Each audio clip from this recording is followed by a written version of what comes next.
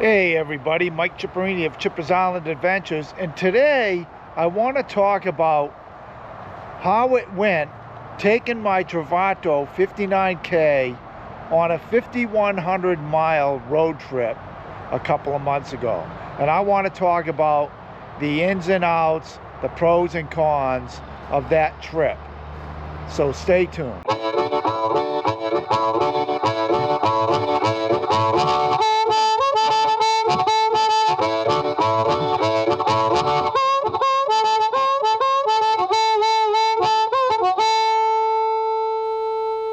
So hey everybody, welcome back to my channel, and if you haven't yet, feel free to subscribe. It's right there. All you got to do is hit that button. So this summer I took a really long road trip. It was about 2 weeks long, 5,100 miles, and I traveled with a good friend of mine, Rick.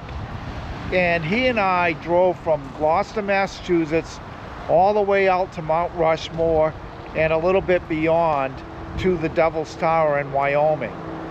And this trip totaled at over 5,100 miles.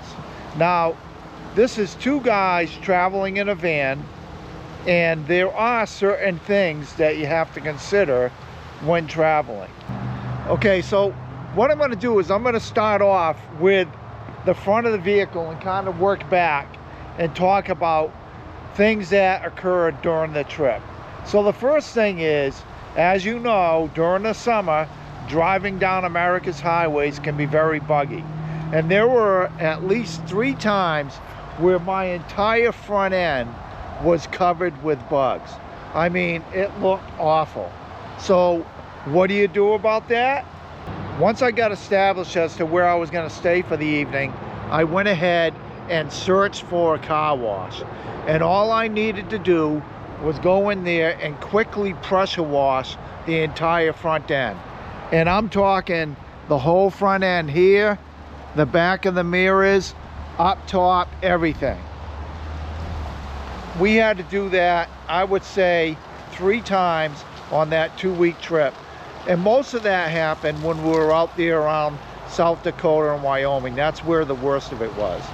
Those long straight highways, and it was really buggy. So that's one thing you can do, is just go ahead and get a find a car wash, do a little pressure wash, and you should be good to go. Okay, one thing I noticed when driving this van, especially long distance, is these seats are a little bit too short. So when my foot is on the pedal, there's a little bit of pressure on my leg bicep, or the back of my leg. And after driving a couple hundred miles per day, that thing starts to hurt.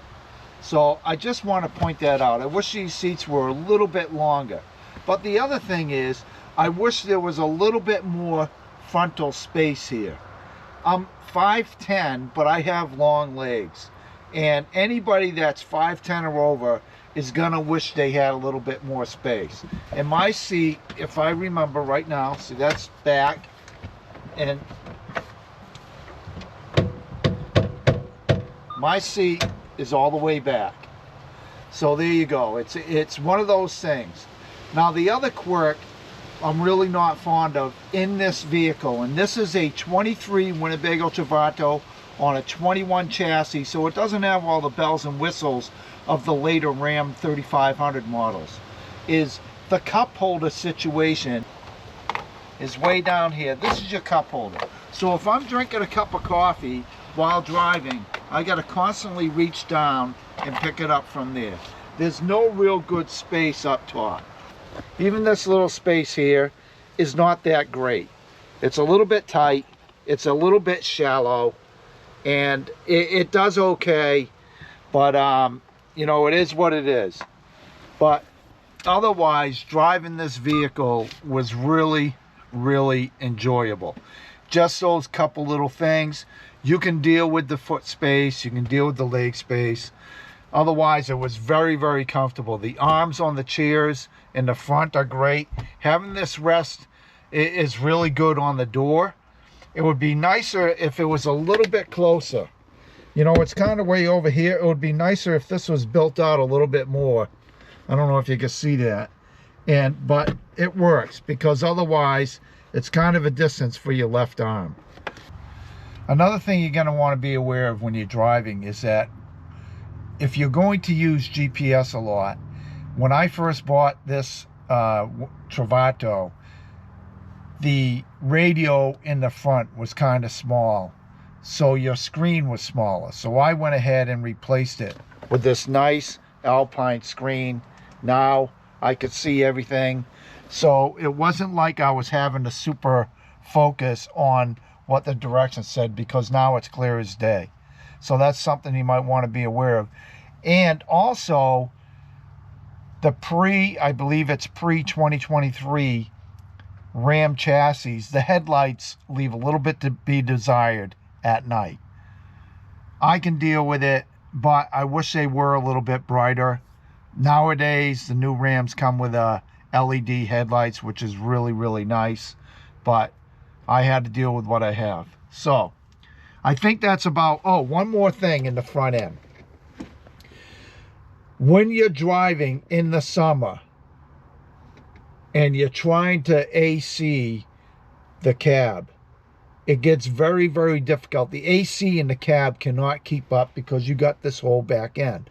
So what we did is we took the exterior shower curtain, the one that comes with the Winnebago Travato, and we took that curtain and simply hung it up in back of us right here on the pizza oven, and it worked great. Now we had a curtain going across, the AC stayed contained here, and it got so good up front that I actually had to turn the AC down. Whereas prior to putting that curtain up, I had the AC going full bore, and it wasn't able to keep up with those 90-degree plus days out there further west. So that's a great little tidbit to know, and it works really well. The only con to that is if you use the side door as a visual now and then, you're not going to be able to see it. But, you know, that's up to you. I had a friend sitting here. He could go ahead, scope out the right side for me, and everything was fine. So let's move to the back of the cab. So let's talk about sleeping arrangements. Now, Rick, he's a bit bigger than me. He's a couple inches taller, a few pounds heavier. So what I did is usually I have the bed on the passenger side. But given that I was traveling with my buddy, I gave him that side because it is in fact longer. And I took the other side. And at 5'10", 5'11", I'm somewhere in there, this side was perfect for me. And it worked out really well, this side here, and Rick was over here. And as far as I know, he never once complained, and he said he was totally comfortable and he slept like a rock, as did I. Now, one of the things I did is I got this nice little mount here for my phone. Isn't that pretty cool? That's a mag mount, and I could take my phone and put it right up there like that so that it can charge at night. I have my little cord here, and I just go ahead and put the cord out of the way. No issues there. So that's a nice little tidbit. And I'm going to get another one for the other side. So I think that's a great idea. I used to just put my phone up in the upper basket, but that's a lot better idea, I think. So back to sleeping arrangements. One of the awkward things though, and this is kind of one of those things that you got to deal with in a RV, is that the bathroom, as you know, is located right behind the head of the person here. So when somebody gets up to go to the bathroom, the person on that side, you just got to deal with it. That's part of life. They come in here, they do their business, you know, preferably number one, not two, and go ahead and do whatever they got to do. We got along fine with that. I wasn't worried about it. I understand that's what it is. And, you know, enough said on that. But we both at one point had to shower in this bathroom. And it worked out great. What we would do is go ahead, of course, take turns. But while Rick was showering, I was sitting outside cooking dinner. I pulled out my Blackstone grill, cooked dinner outside, and once he was done, I went and did my thing. That way there, he had full reign of the whole cabin and didn't have to worry about stepping around me and things like that. So it worked out pretty nice. Now, for the most part, when we were on the road, if we stayed in the campground, which we did quite often because of convenience, then we would just use their shower facilities. We use their bathroom facilities and shower facilities. If we had to do number one, we could go right in here. I prefer to use number two as the campground facilities. And the reason for that is it required less emptying of the black tank, which was also another reason why I would use a campground. So that way there, when I needed to empty the black tank, not an issue. Get it done right there at the campground. So the other thing is, you got two people traveling, well, you got to put all this stuff somewhere, right? So what I told Rick is pack light. You're not going to need a lot. You're going to need some shirts, some shorts, and things like that.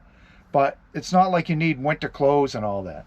So at one point he asked me if he should bring a cooler, and of course I replied, absolutely not. We have a fridge. Because a lot of people, when they're used to camping, they think they got to bring everything but the kitchen sink, because we do have a kitchen sink, by the way. But the bottom line is pack light. You'd be surprised how little you need. And then if you go into tourist hotspots, sometimes you pick up a t-shirt anyway. But with these Travatos, there is plenty of storage space. I'm going to show you. This space is empty. And right now this space is empty. And this is where Rick put all his stuff. He was in this cabinet. And he fit in there perfectly just fine. And then I have all this cabinetry space. This is where I keep my waters generally, in this rear cabinet. And I have a case of water, drinking water there all the time. And then you have all the room back here, which I've since emptied out quite a bit. These wardrobe closets, and then a couple, and then one drawer down below. So you have plenty of space, but you don't need everything on board. Think about what you need. I always bring a couple raincoats. I hang them over the front seat right here. So we always have a couple raincoats. The other thing is, as far as packing stuff, I tend to keep a lot of stuff up here. I can actually fit 2 chairs up here. I have the curtain that I mentioned that I use, that exterior curtain that I use, that I put up here with the Velcro tabs, and that worked great for keeping the AC in. I have 2 chairs back here, plus I have the visors for the windshield and the doors. That all goes up here and it fits perfectly. Now my chairs, they're from BJ's. They're collapsible chairs and they fit perfectly up there. A little tight, but they do fit well. They're not going anywhere. They're not sliding about or anything like that. And then I keep a lot of stuff under the bunk. I keep my grill under there. I keep an outdoor mat if I need that. That goes under there, and some other things. But as far as us traveling together, everything we needed was here. And I mean everything we needed. So, and the other thing is, some nights we would watch TV, but what do? I know a lot of people worry about the Wi-Fi. Well, what I have in my cabinet right here, I have this little device called Apple TV. Apple TV, this is the remote for it. All these remotes are soundbar, TV, Apple TV. They're Velcroed on. But the thing is, you can also use the remote app on your phone for Apple TV. So what I would do, since I don't have Wi-Fi on board, I would just use a hotspot on my phone. Or if the campsite had a good Wi-Fi system, we're good there. So you can use a hotspot when you need it on your phone. And, you know, the only drag to that is sometimes you get a little lag on what you're watching on TV. But it's not like we were in here watching TV 4 hours a day. It was only for a little bit at night, you know, checking out this and that, and maybe watching a movie. And we never watched a full movie. We'd generally watch a little bit one night, then maybe some more the next night, things like that. I want to talk about food. A little tidbit that I do is when I pack food, I fill up the fridge. Of course, your food is only going to last for maybe a week. I put eggs in there. I'll put some bacon in there or sausage, you know, breakfast stuff. I always also carry granola and I carry yogurt. So that's a quick meal too. Yogurt mixed with granola is a nice little breakfast. The other thing I did a lot was take a couple Tupperwares and put chicken in them with marinade, or put them in one of those big freezer bags. So I would take a couple pounds of chicken in each one and marinate it and throw it in the fridge. And now you could cook up chicken at whim for dinner or whatever.